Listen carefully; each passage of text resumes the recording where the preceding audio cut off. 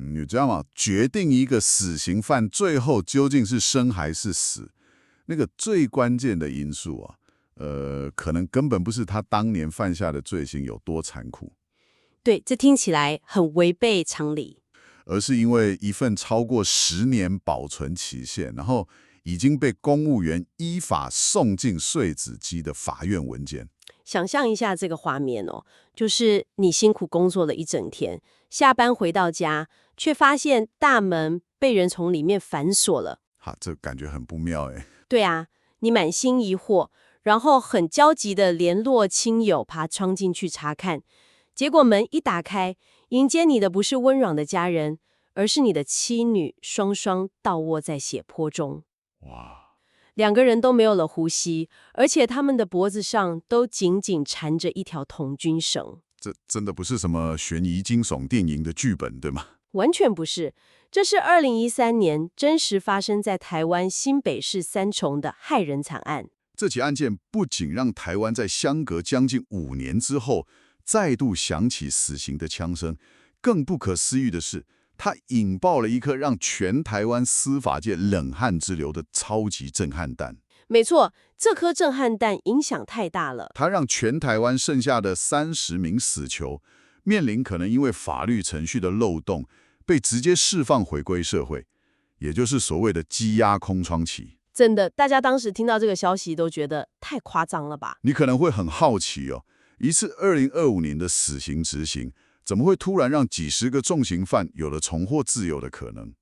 今天我们就要为你深度解析这起震惊全台的黄凌凯双重情杀案。我们会带大家从2013年的那个密室现场出发，对，一路带你看懂这场延烧到2025年的宪政风暴，看看这背后关于应报正义、人权保障还有荒谬的行政程序之间，到底发生了多么激烈的拉锯。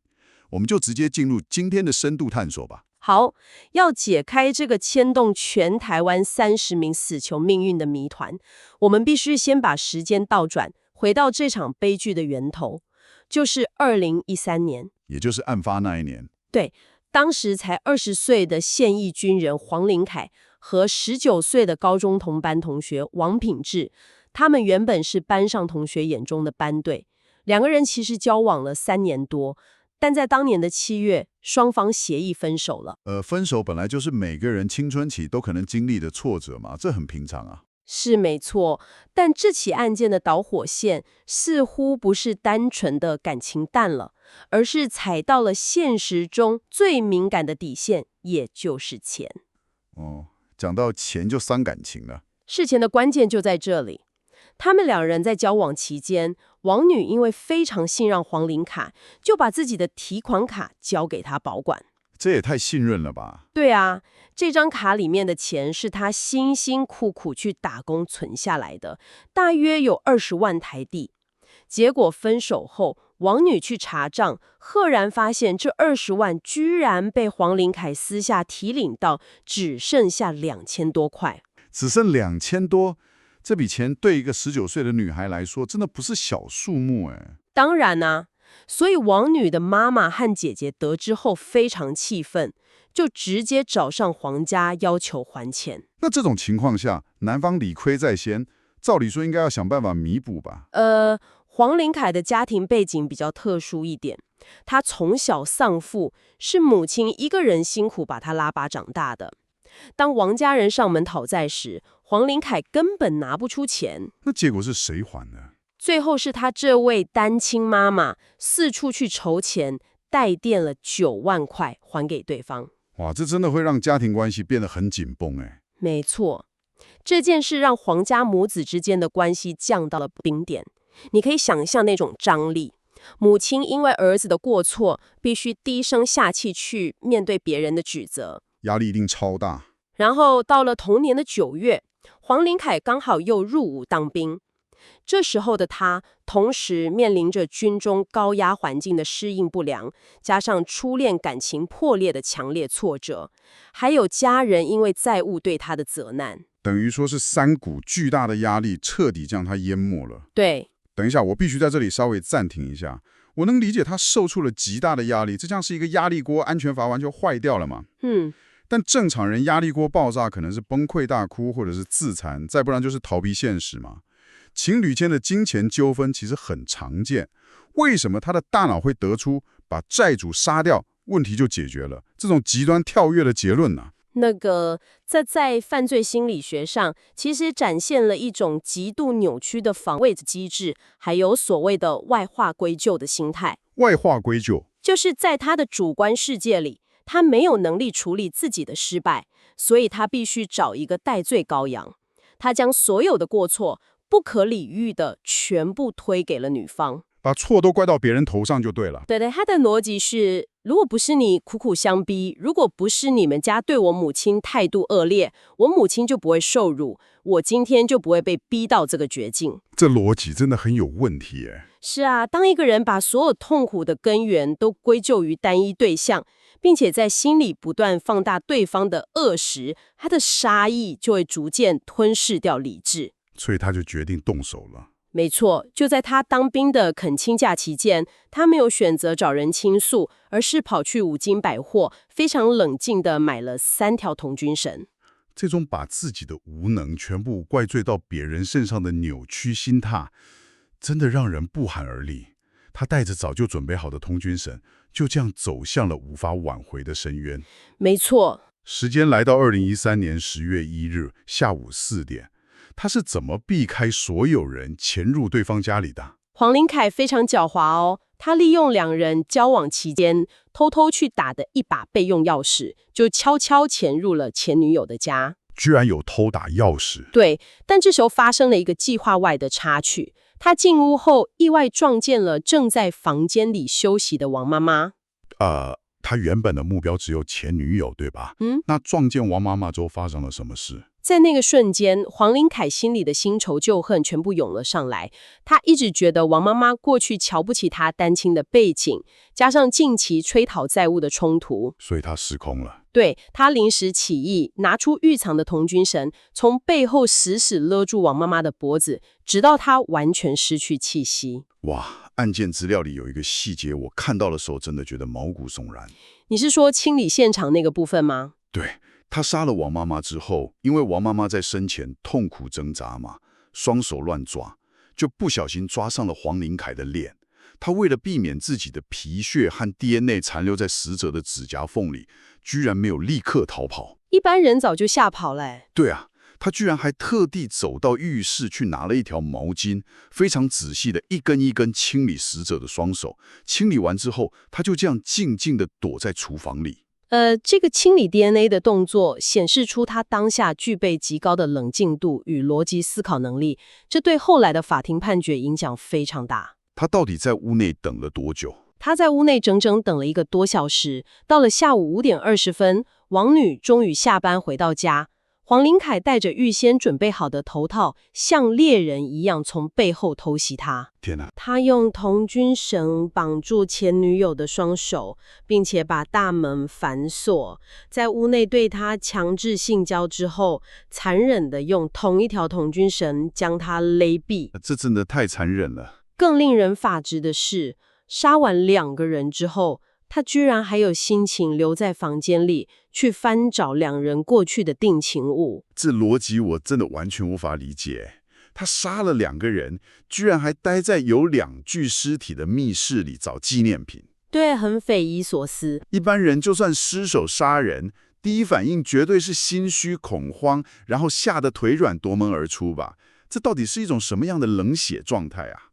许多犯罪心理专家在分析这类案件时指出，这是一种杀意胜过恐惧的极度亢奋状态。亢奋状态？对他来说，这不是一次冲动失控的意外，而是在执行一个他认为必须完成的制裁任务。他处于一种病态的成就感之中。哇，把杀人当成任务。是的，这也是后来最高法院认定他泯灭人性、恶性至极的最关键行为证据。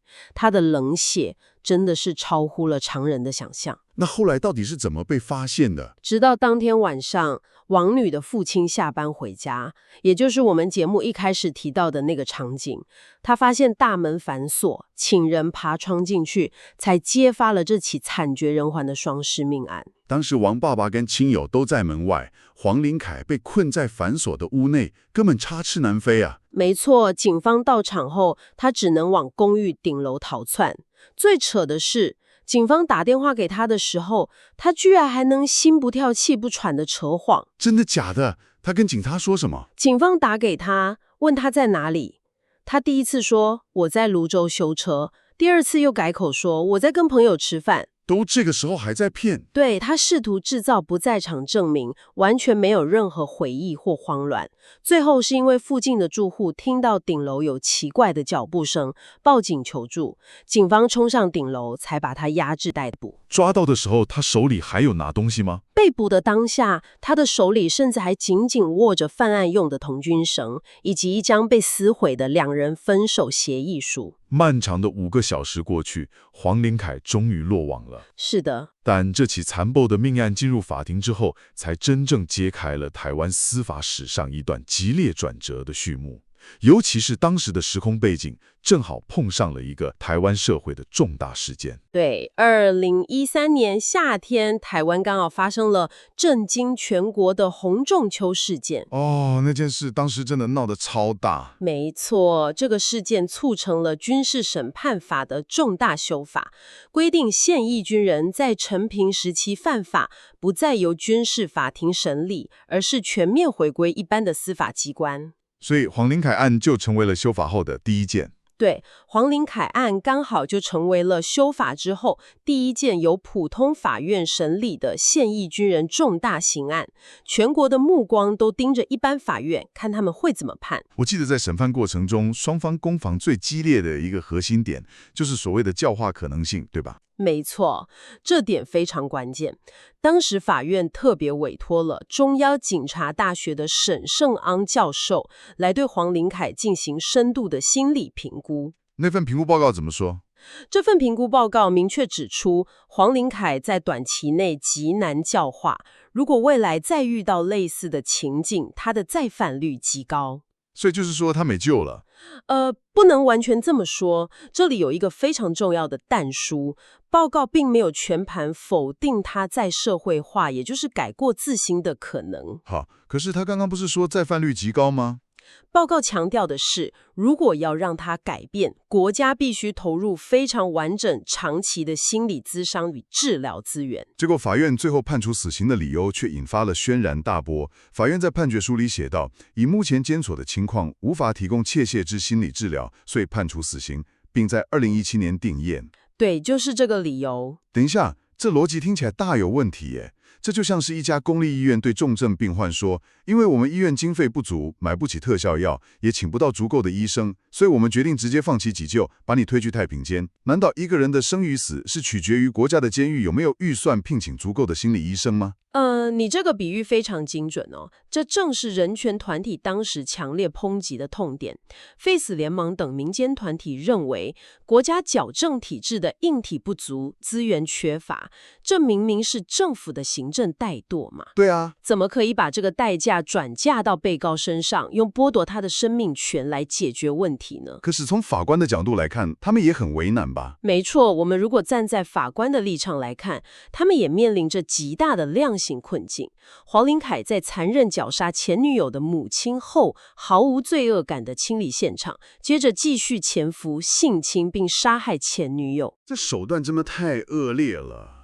对，这在国际人权公约，也就是2公约的标准中，已经完全符合了情节最重大之罪。所以法官最后还是选择了永久隔离。是的，在受害者家属渴望的应报正义与加害者的人权保障之间，法院最终认为，既然现有体制无法确保他不会再犯，为了保护社会安全，只能选择判处死刑。不过，就算死刑在2017年定宣了，黄林凯也没有立刻被推赴刑场哦。对，他在看守所的生死门内日复一日地待了整整7年，直到2024年，一场震撼台湾司法界的释宪案，彻底改变了游戏规则，也将它推向了最后的行刑式。这场释宪案就是2024年9月宪法法庭作出的113年度宪判字第8号判决，法界简称宪判8。这个判决到底说了什么？这份判决虽然宣告死刑有条件合宪，但它设下了极度严苛的程序门槛，其中最具破坏力的2项规定是：第一，判处死刑必须是各级法院合议庭的法官一致决。也就是说，只要有一个法官不赞成死刑，就不能判死。没错。第二，被告不能有任何精神障碍或心智缺陷。这个一致决的门槛一出来，当时舆论和法界普遍认为，这根本是实质废死了吧？要所有法官毫无疑义地投下死刑票，这难度太高了。社会大众当时确实是这么认为的啦，但结果出乎所有人的意料，就在宪判8出炉才短短4个月后，2025年1月16日的傍晚，法务部部长突然签准了黄林凯的死刑执行令。这真的是一个震撼弹耶！对，这是赖政府上台后开出的第一枪，也是台湾睽违将近5年后再度执行死刑。那天晚上的台北看守所，简直像是一场极具戏剧张力的生死博弈。我看过当时的新闻画面，看守所里面的气氛紧绷到了极点。法警准备了最后一餐，有鸡腿、豆干、高粱酒和香烟。但他面对死亡的恐惧，根本吃不下。对，听说只勉强咬了几口鸡腿，然后留下了一封遗书。而且据说在行刑时还发生了意想不到的状况。对，这在生理学上是可以解释的啦。当晚8点多，法医准备为他施打麻醉药，让他昏迷后再开枪。但因为黄林凯当下处于极度的恐惧和心理高压中，肾上腺素大量分泌，所以麻药没效。他竟然没有完全昏倒，法医只好再补滴第2剂，他才彻底失去知觉。晚间10点02分，法警开枪；10点23分，法医确认死亡。墙内是冰冷的枪声，但是在看守所的墙外却是另一番沸腾的景象哦。没错，外面完全是另一种状况。Face 联盟和律师团在傍晚得知消息后，急得像热锅上的蚂蚁，他们疯狂地向法务部和最高检察署递交非常上诉状和再审申请状，在外面高喊枪下留人。对，他们非常着急。我有一个疑问啊，既然宪判8赋予了这些死囚提起非常上诉的权利，法务部为什么不能等最高检察署把所有案件都审查完，确认真的没有疑虑了再执行？这种在傍晚突然下令的做法，是不是有点像是在突袭啊？关于这一点，我们必须非常客观地摊开双方的论述来看。民间人权团体和律师团非常愤怒，他们认为在救济程序还没有完全走完之前就强行开枪，是严重违反程序正义的。甚至有人质疑这是有政治目的的。对，有人甚至质疑政府是不是为了转移当时其他政治事件的焦点，才拿死囚的生命来祭旗。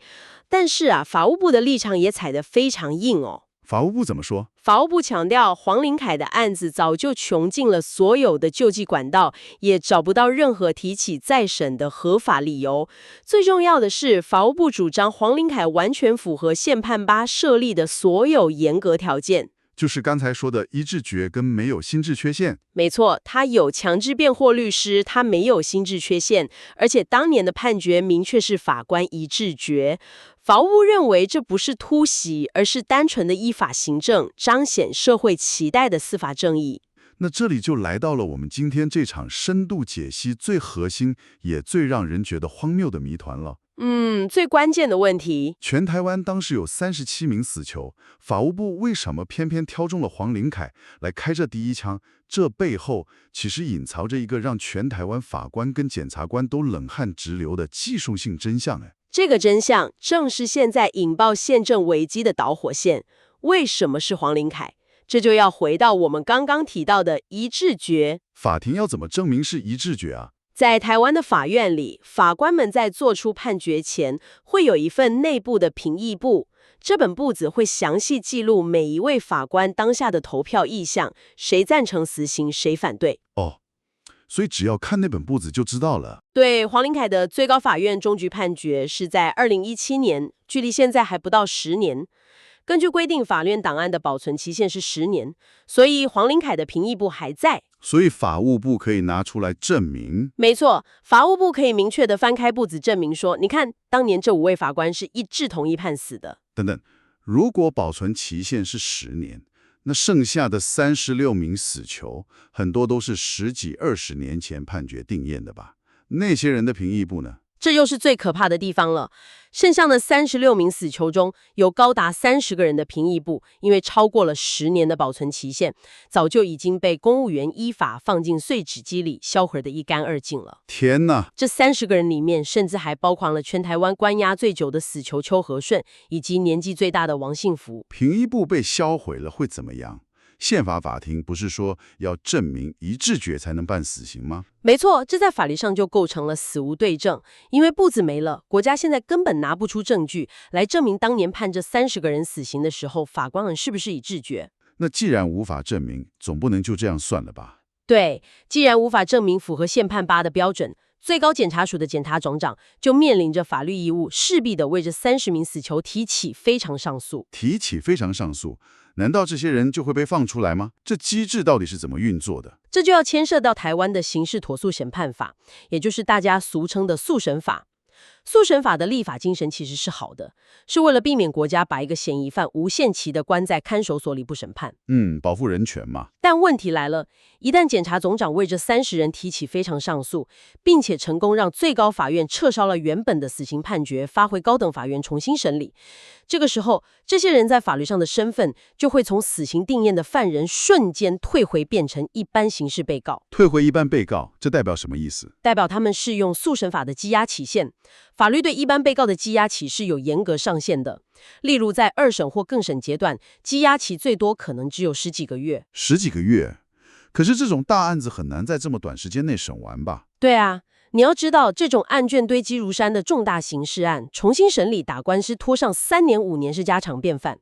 如果法院在法定的羁押期内审不完，时间一到会发生什么事？难道说没错，这30名曾经犯下骇人听闻重大刑案的重犯，法院就必须依法把他们释放，让他们回归社会。哇，这真的太不可思议了。这就是现在全台湾各界最害怕的期押空窗期危机。我的天哪，让我理一下这个逻辑哦。所以这就像是你在玩一个难度极高的打怪游戏，好不容易打败了最终 BOSS， 把他关进了地牢。这个比喻蛮生动的。结果因为游戏伺服器的程式码有一个 bug， 系统定期清理了10年前的存档记录，导致系统无法判定这个 BOSS 当年是怎么被打败的。没错。于是这个 BOSS 不但血量回满，被降级成一般 NPC， 而且因为系统规定的关押时间到了，他居然就可以直接走出地牢，回到新手村。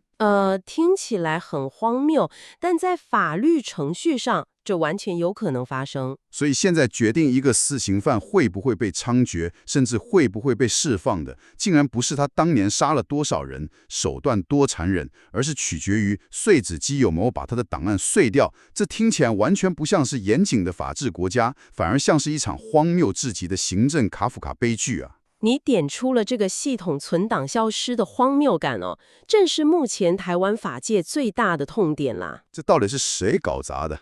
其实宪法法庭大法官的出发点绝对是良善的，他们希望用最严谨、最高标准的法律程序来保障人权，确保国家在剥夺生命时不犯任何错误。这可以理解。但他们在象牙塔里做判决时，却完全忽略了基层行政机关档案只保存10年就会销毁这个残酷的现实死角。这个理想与现实的巨大落差，直接导致了现在严重的宪政僵局。真的，这僵局太难解了。那面对这种可能把30个重刑犯放出来的危机，各方的态度是什么啊？针对这个僵局，社会各界的反应极度分歧哦。国民党方面，他们肯定法务部执行死刑，认为这彰显了社会期待的司法正义，给了受害者家属一个迟来的公道。但他们也有一些批评，对吧？对，他们也严厉警告执政党，不要把死刑当作挽救低迷民调的政治筹码。另外，民进党政府和法务部则是再三强调，这一切都是纯粹的依法行政。黄林凯案是经过最严谨审核才执行的，绝对没有任何政治时间点的考量。那民众党呢？强烈质疑，为什么偏偏选在这个社会氛围敏感、争议不断的时机点执行首杀？这很难不让人联想是为了转移政府施政不力的焦点。这些其实都是政治和法律层面的攻防了，但我们不能忘记，这一起事件的核心还有那些承受着巨大痛苦的被害者家属。是的，王妈妈和王女的家属，他们等这一天等了多久啊？王女的父亲，也就是当年那位请人爬窗进去、亲眼目睹妻女惨死的王爸爸，在得知黄林凯伏法后，他对媒体表示，他苦苦等了12年，终于觉得天理昭彰。12年真的很漫长。对，他准备去灵骨塔，亲口告诉妻女已经替他们报仇了。他在受访时也直言，那些整天倡议废除死刑的团体根本就不懂被害者家属心中那种被撕裂的痛楚。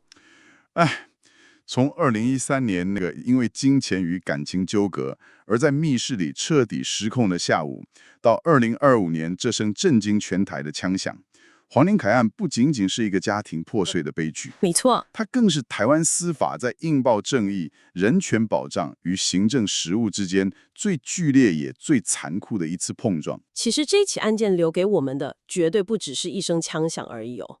黄林凯伏法了，王爸爸等了12年，终于觉得正义得到了伸张。